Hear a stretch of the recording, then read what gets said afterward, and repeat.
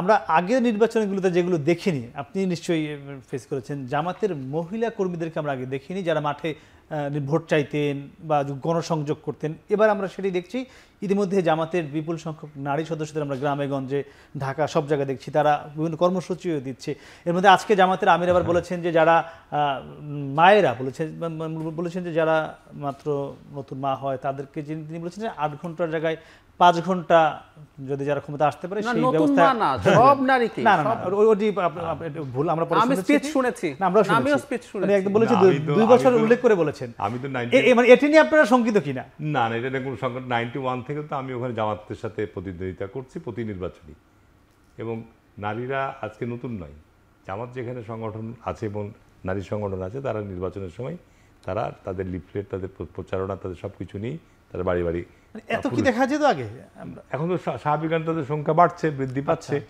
আগে কিছুটা সীমাবদ্ধতা ছিল, তার কারণ এখানে এই বিষয়গুলো নিয়েই কিন্তু যেহেতু ইসলামিক দল হিসাবে আপনার তাদের যে দাবি দেওয়া, এই ক্ষেত্রে কিন্তু আজকে আলেম সমাজের মধ্যে এগুলো নিয়ে অনেক বিতর্ক আছে যে আপনার আল্লাহ রসুল এবং আল্লাহ সাহাবীরা মানে যে তরিকায় আপনার ইসলাম প্রচার করেছে তার মধ্যে এগুলো যায় না। একজন উদাহরণ দিতে পারবে না যে হযরত আয়েশা সিদ্দিকা রাদিয়াল্লাহু আনহা বা আপনার যে যারা ওই সময়ের সাহাবী, নারী সাহাবী, তারা এই ধরনের আপনার ইসলাম প্রচার কায়েমের জন্য, এই দিন প্রচারের জন্য এই ধরনের বাড়ি বাড়ি গিয়ে তারা কি ইসলাম প্রচার করছে না দলের কাজ করছে?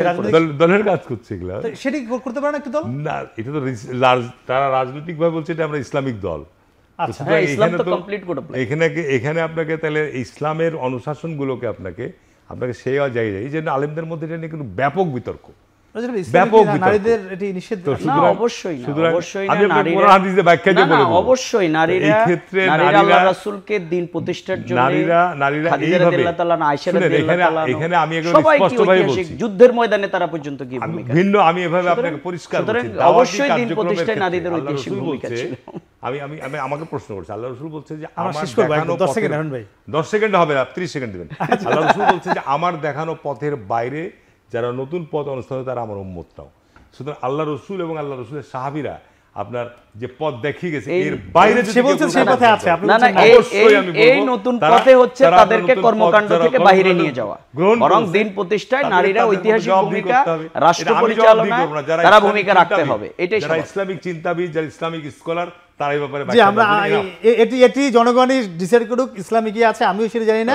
সেটা নিশ্চয়ই তারা কোরআন হাদিস পড়ে সিদ্ধান্ত নেবে। আপনাদের তিনজনকে অসংখ্য ধন্যবাদ।